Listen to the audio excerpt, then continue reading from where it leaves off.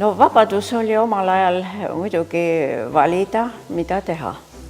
See ei olnud sugugi kerge alustada vabakutselise kunstnikuna ja mina lõpetasin instituudi üldse raamatugraafikuna.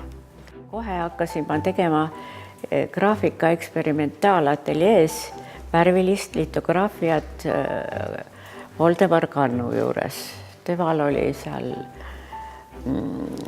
väljaõppinud litomeister ja eriti sel ajal ei tehtud niisugust vaba graafikat litograafias. Seal trükiti küll plakateid, aga niisugust värvilitograafiat võib-olla võib öelda küll, et ma olin nagu üks esimesi, kes sellega hakkas tegelema, kuna värv mind ikka väga paelus. Ma olen pensionär. Mind ei piira miski.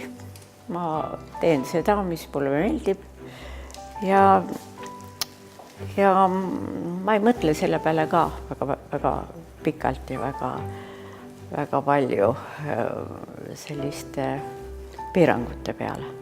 Ma ei ela kaasa nii väga mingisugusele poliitilisele mängule või niisugusele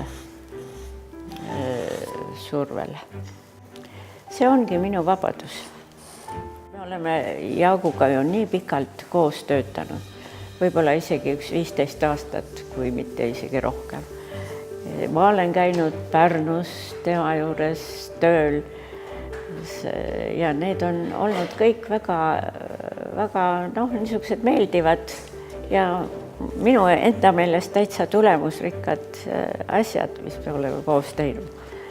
Ja on olnud nagu ja siis lihtsalt tekkis ühe töö mõte, kergesti tuli selline Eesti maastik ja siis üks Eesti täht sinna peale.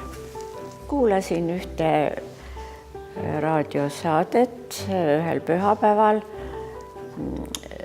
Vikerraadiost ja seal vist räägiti eesti keelest ja ka õ-tähest mingil määral. Ja siis mul tekkiski idee kasutada seda õ-tähte, mis on eesti keelele väga omane. Ja see õnn tuli lihtsalt selle tõttu, et panna üks lühikene sõna sinna nagu kõlama selle õ-tähe juurde. See kuidagi on täitsa loomulik, et ma võtsin nagu taustaks Eesti looduse, sidusin selle siis nagu eesti keelega ja eesti sõnaga.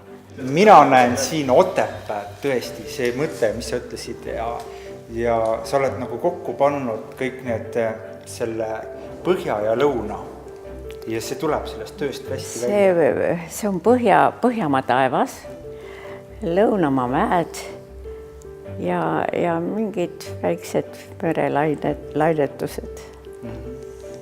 Et see oli jah, teadlikult kokku pandud loomulikult.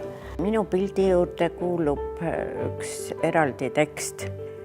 Eesti vanimast kirjapanekust eraldi tähte õõd polnudki. Selle asemel kasutati ööd või ood. Peame olema tänulikud Otto Villem Maasingule selle õ-tähe eest. Aitäh!